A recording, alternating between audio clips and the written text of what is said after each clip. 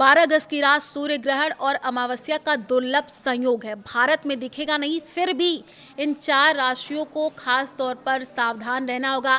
अगस्त के महीने में आपको बता दें कि सूर्य ग्रहण और चंद्र ग्रहण दोनों ही लग रहा है, तो कुछ सावधानियां गर्भवती महिलाओं को भी बरतना चाहिए। नमस्कार, मैं हूं आपके साथ आयुषी गुप्ता। देखिए, 12 अगस्त 2026 की रात आसमान में बड़ी खगोलीय घटना होने जा रही है। चंद्रमा कुछ समय के लिए सूर्य को पूरी तरीके से ढक देगा।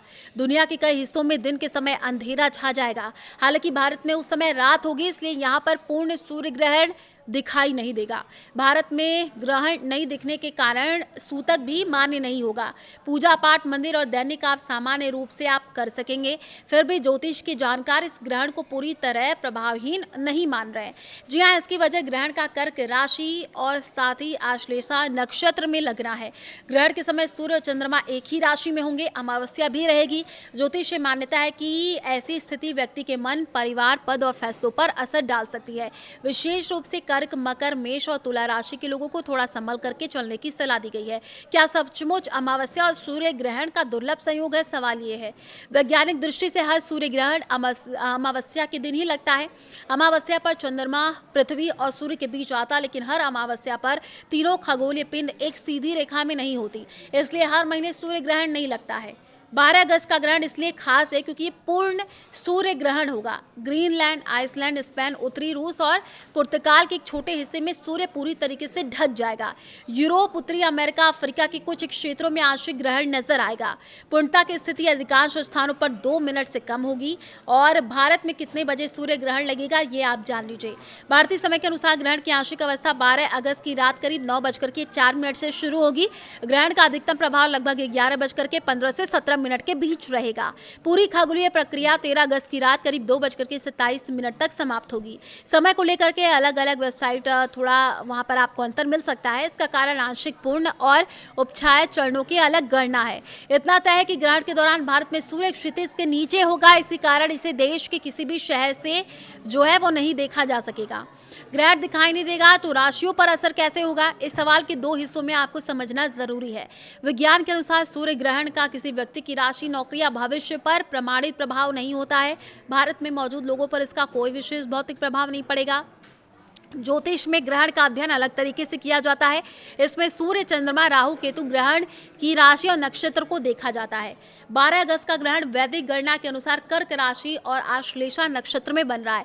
इसी आधार पर 4 राशियों को विशेष सावधानी रखने की सलाह दी गई है।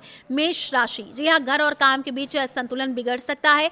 मेष राशि के लिए ग्रहण चौथे भाव से जुड़ता है। ज्योतिष में चौथा भाव घर, माता, साथ ही वाहन, संपत्ति और मानसिक शांति का माना गया है। घर की जिम्मेदारी अचानक बढ़ सकती है। काम का तनाव परिवार तक पहुंच सकता है। वाहन चलाते समय जल्दबाजी न करें। संपत्ति से जुड़ी डील के दस्तावेज ध्यान से पढ़ें। माता की सेहत को नजरअंदाज ना करें। कार्यस्थल का गुस्सा घर के लोगों पर निकालना भारी पड़ सकता है। कर्क राशि, मन में किसी बात को जरूरत से ज्यादा ना बढ़ाएं। ग्रहण कर्क राशि में लग रहा है, इसलिए सबसे सीधा प्रभावी इसी राशि पर माना जा रहा है। मन अशांत रह सकता है। छोटी बात पर परेशानी हो सकती है।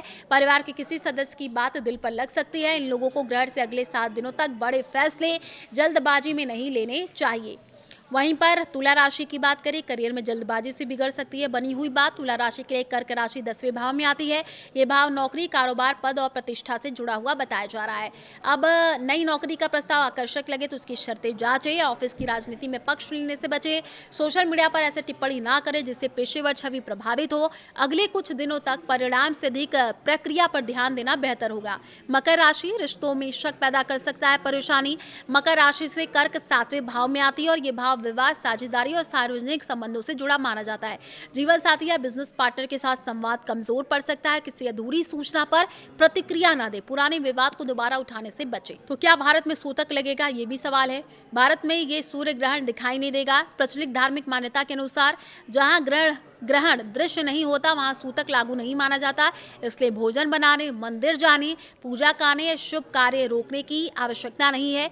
गर्भवती महिलाओं के लिए भी भारत में इस ग्रहण के कारण किसी विशेष वैज्ञानिक प्रतिबंध की जरूरत नहीं है। सामान्य स्वास्थ्य सावधानियां ही पर्याप्त है।